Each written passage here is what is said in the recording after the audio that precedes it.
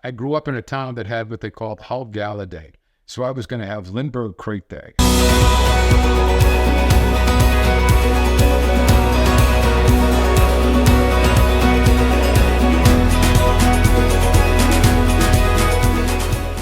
And I said to my wife, I'm going to have a day and I'm going to bring kids here and I'm going to tell them stories. I'm going to introduce them to things. And I'm going to, I call it the Big Bang theory of education. I'll make a wicked big bang and then I'll tell them something important. And they'll probably remember the Big Bang and maybe they'll remember the important thing. So I did that. And I started having an air show when I started getting commercial planes to fly. And as I started having more and more planes fly, I would always look and take advantage of anytime I saw something flying. And I went to the Army National Guard and I said, could you guys come in here and land a helicopter in my backyard? And they said, well, we'll come down and we'll look. And they came down and they look and they said, oh, no, we can't do it. You got that tree and you got that tree and you got that tree. And I said, give me a second. Guy stops. I ran up to my bike and back with my chainsaw. I said, just tell me, man, tell me. And he's laughing. He said, well, if that was gone and that was gone and that was gone. I said, they're gone. Consider them gone. Well, they started flying into my backyard. But once the Army Guard started flying into my backyard, I was like hooked. I'm driving up to Bangor one day and I see this C-5 Galaxy come into Bangor doing touch and goes. It's an airplane that's big enough that the Wright brothers' first flight could take place inside of the plane. So I see that plane there and I said, I want that plane. I want that plane coming in my backyard. So in order to do that, the first thing I have to do is get FAA approval. So I write to the FAA and I've registered as an air show and I get this FAA guy on the phone and he says, now what are you doing? And I said, well, I've got this museum and I want to do this air show. And I've got a guy coming here. I had found the first helicopter pilot to fly across the Atlantic and I had invited him to come to my event and he was coming. And I said, he's going to come. And furthermore, he used to be the wing commander of Westover Air Force Base where the C-5s fly over. So that would be perfect. He'll be in my backyard. And then the C-5 will come in and be in my backyard. And that'd be great. And he says, who was the guy? I tell him the guy's name. He says, he was my Young Eagles commander when I was a kid growing up at Westover. You've got your FAA approval. We'll do this. We're going to do this. It was just one thing led to another, led to another, led to another. And as the years went on, I got better and better and better at getting more. It was like kind of like the law of attraction. Once you get one thing coming, then somebody else will come, and then somebody else will come. And pretty soon I was like the smallest Pentagon-approved air show in the country. And I figured out that all these Air National Guard units would fly on Fridays. And I'd write to them and tell them my story and what I was doing and why I was doing it. And a lot of times I would find people with just really, really cool connections with like airplanes. And then I branched out into finding just regular people, and I would invite people, and that's how I met Morrill. The year I met Morrill was 2003. The war in Iraq had happened. A young man from my school had been killed on the first day of the war. Earlier that September, my class on the first anniversary of 9/11 had sent a 30 by 50 foot flag that I got by taking some kids to a Lindbergh event in San Diego, which is a whole nother story. But I had this flag and the kids had sent it cross country and they called their project Sea to Shining Sea. Well, on the first day of the war, the local paper said a Marine had been killed. And we had sent our flag out to California by chance to a Marine that had a story about 9/11. And my kids came to me and said, is that our Marine? Was that our Marine that was killed? And I said, it wasn't, but it was somebody's Marine. And you ought to think about who that was and how that would be if that was you. Well, the next day they announced that it was a Marine that had attended our school. And then you go to the yearbook, his sixth grade yearbook, and he's talking about wanting to grow up to be a pilot. Well, here he is, he's living his dream. And I said to the kids, you need to find out about this guy. On the second day of the war, a young man from San Diego was killed. And the kid said, Mr. Ross, look at this. It's like our flag, Sea to Shining Sea. Here's what's happened. And I said, you ought to find out everything you can about these two men. Learn what you can learn about them. They learned that J. Aubin was called Sweet Pea. That was his call sign because he always had to be so damn nice. Tom Adams was a descendant of President John Adams, was a kid that could identify every aircraft that flew out of Lindbergh Field. His parents could see the airport from his house. He was a Monty Python fan, and he just had a sense of humor that was infectious. So we write all this stuff, and the kids write to the families, and I get an email back from the dad, and the dad says, you know a lot about these boys, but here's something you don't seem to know. And he sends me a photograph, and Jay and Tom are buried side by side at Fort Rosecrans Cemetery out in California. And that kind of like cemented the deal. You go and you look at the grave, and on Jay's stone, it's our Sweet Pea. On Tom's stone, the punchline of the Monty Python skit called The Dead Parrot. It's this bizarre skit about a guy who wants to return a parrot that he's bought to a gift store, and he keeps telling the clerk, the parrot's dead, the parrot's dead. And the clerk says, he's not dead, he's just pining. He's pining for his girlfriend. Written on Tom's grave is he's just pining. And to say to a bunch of kids, that's how this family honors this guy. His sense of humor is who he was, and that's who he's remembered by in his death. He's just pining. Well, so I get it in my head that I want those kids to remember that story. And I go to a guy in town and I tell him, I want you to make a stone for me. I want you to make a stone for me that has a picture of the United States on it and a star in Maine and a star in California and see your shining sea, 2003. We go to, and he says, what do you want it in? I said, I want it in marble like the headstones at the cemetery. He says, okay. We go and I bring my class and we watch this man carve this piece of marble. And when he gets done, he says, I've got one thing about it that I've got to finish up tomorrow. We've got to finish it up tomorrow. You come back tomorrow and I'll have it done for you. I come back the next day. There's no marble stone. There's a granite stone. And I said, where's the granite stone? I said, where's the marble stone? He said, it wasn't right. I made a mistake. I said, I watched you do it. What was the mistake? He said, well, you didn't see it, but I saw it. And that stone's going to be perfect.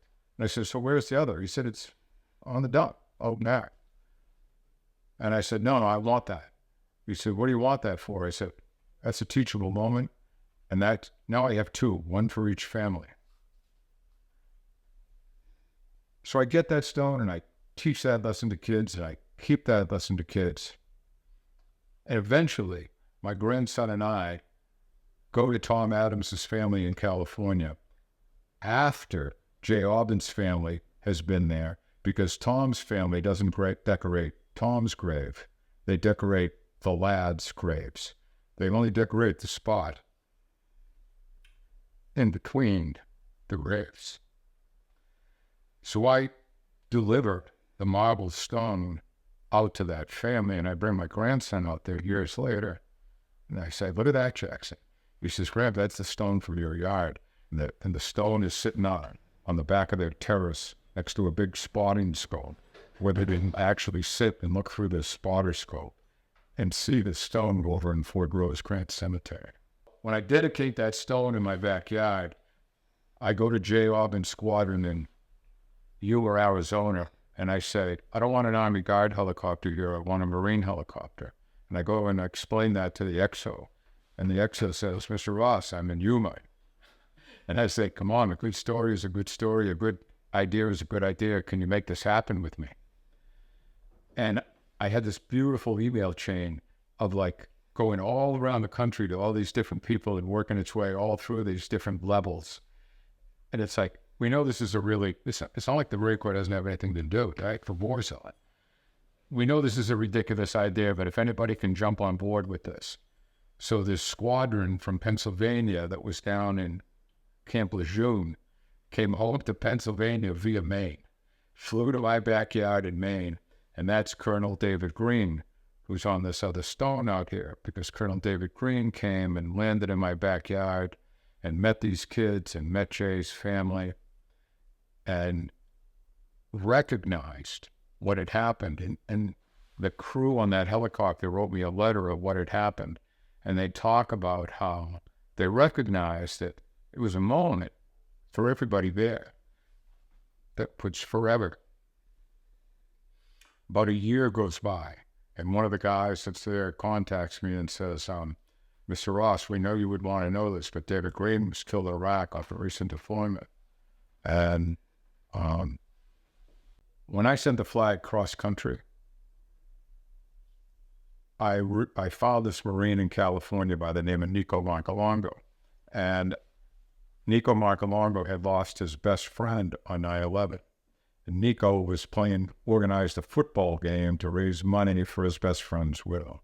I liked the story. I said, will you be the recipient of this 30 by 50 foot flag? Sunrise in Maine, sunset in California, flown across the country courtesy of United Airlines. We got it done. Nico gets the flag, and he says, how am I going to get the flag back to you? And I said, well, you need to return it. You need to bring it to my backyard. You need to become a part of this. So he says, I'll do it. When he comes, I say, on Memorial Day, I want you to go to Fort Rosecrans Cemetery, and I want you to get the 2 memorial flags for Tom Adams and Jay Allman and see if they'll let you bring them here for me to have on my son here. And they do. And he brings them. He delivers them. And when David Green takes off, I say to him, will you fly out of here with Jay Allman's flag? And he does. So we've got this photograph that if you really blow it up, it's David Green in the helicopter waving the flag out the window. And Jay's mom is on the ground, and she comes up to us and she says, it's the best day I've had since this has all happened, and this feels so wonderful. So David Gray's there, Morrill's there, and the first F-16 pilot that flew over 9/11 is there. So when David was killed, I tried to figure out a way to convey David's story to the kids. And I was cleaning out my barn. I came across this old barrel hoop, and I took it out in the yard, and I held it up, and I looked at the spot where he was in the photograph. And I said, there it is. It's framed in that spot. And my task is to say to kids, there's a hole in the sky now. How do you fill that hole in the sky? And that was the way I thought I could tell that story to kids and make them see that that's the way you honor somebody. You have a responsibility to try to replace what is lost. He was a good guy. He was a great guy. He came here, went out of his way just to honor somebody and relieve another family's pain. So I called the guy, the F-16 guy. I said, Barrett, can you be here when we dedicate the memorial? You were here when David Green was here. Would you do that? He says, yes, I'll do that. And he said, when do you want me there? I said, I want you there at 9:30 sharp. He says, okay. So I've got the memorial there, and I'm telling the kids, and I've told them the story of filling the hole in the sky. And now we know he's coming, and we're looking at, I live on the side of a hill. The crib was on the side of a hill. It was great for these air shows because you could see people coming in the distance who were looking. And we've got the air boss. There's a guy there helping me run the show. He's watching. He's going, 9:29, 36, 37. He's counted down. Here he comes. He gets to us, and when he gets right to where we are, he stands the F-16 up, and he lights the afterburners, and he just disappears until there's a red spot. I turn around and I look. Shit, down his knees on the ground. He's down his knees there. He's looking back up through the hoop. He's looking back up through the hoop, and he turns to me and he says, Mr. Ross, it has filled the hole in the sky. I said, yeah, he did, didn't he? And it's stuff like that I whether that kid remembers that moment the same way that I remember that moment, but the beauty of all of this is if I saw that kid again and I reminded him of that moment, I suspect he does remember that moment. But what is also good, that so many of the lessons that I felt like I wanted to try to give the kids, I would give them on these trips and these events where there'd be parents there and families there. And inevitably parents would say, I love this because all you're doing is saying the same thing I'm saying to my knucklehead all the time, but all of a sudden you say it in enough of a way that it makes sense to them in a different way. And so that was what was really nice, that all of these stories took on, they had a meaning for everybody that heard them, and I believe they get told again and again and again, and that's just perfect. It's perfect. Jay, Sweet Pea, was going to go to the presidential helicopter squadron. When he came back, so I wrote to the chaplain at the presidential helicopter squadron and said, could I bring my class by here so they could see where Jay was going to go? And he said, yeah, we'll make that happen. Well, they made that happen to such an extent that over the years, Morrill would call me and say, get the Marines to fly over Arlington when we do the wreaths. And I could call them and I could say, will you do this? And they would. And I had never met any of these guys. I had never even been there because I would send a parent with the kids to the Marine Corps because I knew the Marine Corps weren't going to lose any kids. And I would stay back in Washington and ride herd on whoever didn't go to the Marine Corps. Well, then Jay's mom decided that she wanted to come to Washington with us and meet these people. Guys that had landed in my backyard with the Marine Corps took it upon themselves to raise the money for Jay's mother and aunt to pay for her trip to Washington. Now we get down to Washington, and Jay's old CO is now the commanding officer of HMX-1. The Marines bring me in and make me an honorary Lance Corporal. They do a little commissioning ceremony because, as one of the Marines said to my class, you all think that Mr. Ross runs the Marine Corps. Well, we want to make it very clear to him exactly where he stands in the hierarchy. So we're going to make him a Lance Corporal, which all that means is everybody can tell him what to do, and anybody that he can tell what to do doesn't care. So we're going to make him a Lance Corporal, and they do that. Then the CO gets up and starts telling Jay stories. And these aren't boilerplate stories. These are like, this is a fact, this is a fact, this is a fact. The guy gets all done, and he turns to me and he says, Mr. Ross, he says, what you've done here is wonderful. And if there's ever anything I can do for you, you let me know. And my class all starts yelling, big mistake, big mistake. They've heard the story, right? So he laughs and he turns to me and he says, I turn to him and I say, do you mean that? And he says, yeah. And there are two guys that have been squiring us around the cemetery, around the HMX squadron all day. And they were both pilots from Maine. And I said, if you mean that, you can put those two guys in my backyard and that. And I gesture out to the helicopter and he says, you got it. And in the display case over there is a baseball that has Lieutenant Tom Adams on it. That baseball was an ordinary person that did the extraordinary thing of, after the war, this guy started putting up one baseball for every serviceman killed in Iraq at a little league field that he ran. He had 1,000 baseballs up in this field when I met him. And I said, you need to come to my backyard and tell the story, because the story was, he goes back to the dugout one night, the kids have played a game and they've lost the game, and they're in the dugout sniping at each other. And he walks up to the dugout, and before he can get there, he hears a kid yell out and say, look out there. He said, that's a bad day. He said, we just played a baseball game.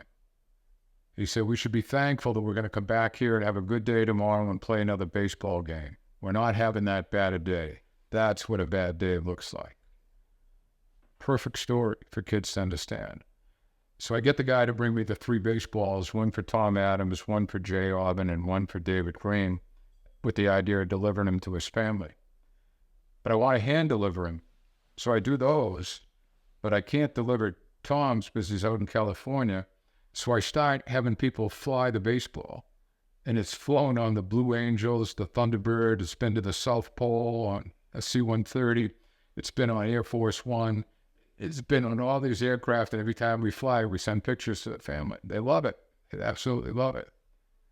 So this kid's got the baseball with him in Arlington. We're meeting a pilot that's done flyovers in my backyard. He's been an A-10 guy. But now he comes to Arlington with us when he can. And this kid brings the baseball to him, and he says, Colonel Mott, can you fly our baseball? And he says, yeah, I'll bring it back to New Mexico, and I'll fly it for you. And he says to the kid, how am I going to get it back to you? Kid says, well, you need to deliver it to Lindbergh Crate. You need to bring it to Mr. Ross's backyard. And John says, well, I'll see what I can do. Well, that winter, now I got HMX planning to fly into my backyard. And John calls me and he says, here's my plan. He says, I'm going to fly into Andrews. I'm going to borrow an F-15. I'll do the opening flyby at your house. I'll land at Bangor. get me on the Army Guard National helicopter. I'll land in your backyard and I'll hand the kid the baseball. I'm thinking people, who they are in their best days is phenomenal. And how they're willing to connect with each other. So that's the plan. That's what's going to happen. My kids are pumped. I write to the 2 pilots from Maine. I write to their elementary schools. I invite them. I've got 500 people in my backyard on the day this is happening, and everybody's thinking presidential helicopter squadron is going to land here. The F-15 is going to fly over. This is going to be unbelievable. Everybody's wand. The day before, the HMX calls and says, there's been an oil spill in the Gulf. President Obama is going to the Gulf. You're bumped. You're not top dog anymore. You're not on the schedule. We're not coming. And I say to the pilots, hey, could you ask the CO? I said, the helicopter's not the point. You're the point. I'll buy you a ticket. See if he'll let you guys come. He says, we'll check, Mr. Ross, but just as a point of reference, usually when the helicopters go, the pilots go with them. But we'll see what we can do. He comes back later that afternoon. He said, the CO says that's a negative. He's buying the tickets. So now we got the 2 guys showing up. That night, John Mott calls and says, it fell through. I can't get the F-15. I said, it was a crazy plan anyway, John. Don't worry about it. He said, no. He says, I'll be there. I'll get there. I'll make it happen. It would have been easier for him to borrow the F-15. He gets there. So now I know all these guys are coming. So I've got them hidden in here in the crate. And I've got all the kids gathered together in my lawn and all these hundreds of people who are thinking this is all going to unfold. And I turn to my class and I say, what's my role? And the kid says, things don't always go according to plan. I said, that's it. I said, there'll be no F-15 today, and there'll be no presidential helicopter today. But this is a test. And if you're ready to take the test, let me know. Kid says, I want to take the test, Mr. Ross. I said, so what's the lesson of the day? Kid says, F-15s don't matter. Helicopters don't matter. If John Mott is okay, if Jeremy DeVoe is okay, if James Boyer is okay, we're having a great day, Mr. Ross. Well, wasn't that the point? Wasn't that the point? And that's what Laurel, all he wanted was for kids to understand that. And it was just fantastic because one of the first guys that flew over my backyard comes out of the crowd and says, well, you do have your helicopter, Mr. Ross. The CH-53 was supposed to land in my backyard that dwarfs my backyard. And in that display case over there is a model of the CH-53. And this guy comes out of the crowd. He says, I thought to myself, who better but you should have this model than the CH-53? So you do have your helicopter here today. And that was kind of like the ultimate day for me. I thought, this is never going to get any better than this. So Morrill had been there on that day when David Green was there. And the first pilot to arrive on scene in New York after 9/11 had been there because I had seen a picture of this F-16 circling 9/11. I tracked that guy down and said, will you come to my backyard and tell this story? And he did. And he's sitting up on the porch with Morrill, and he's sitting on the porch with David Green. And all these people come together. And Morrill, when I had called him, explained that he was on the Lindbergh Crate Wall of Fame. I have spoken more in this interview than I suspect Morrill has spoken in the last year. And I explained to Morrill why I wanted to come, and he gets all done. And he says, I'll come, but don't you waste my time. And I said, I'll try not to. He comes, and he tells a story to the kids, and I have kids go up and meet him and shake his hand and get his autograph and all this stuff, and they get all done. And I said, did I waste your time? He said, this is fantastic. He said, if there's ever anything I can do for you, you let me know. And my wife says, well, that's a big mistake because he's going to have something for you to do. And I say, well, can I come with you to D.C.? And he says, yeah. So I start going to D.C. with him. And when I first started to go to D.C. with him, he was bringing 1 truckload of wreaths down. And I'm sure you know Morrill's origin story of origin is going there as a paper boy, right?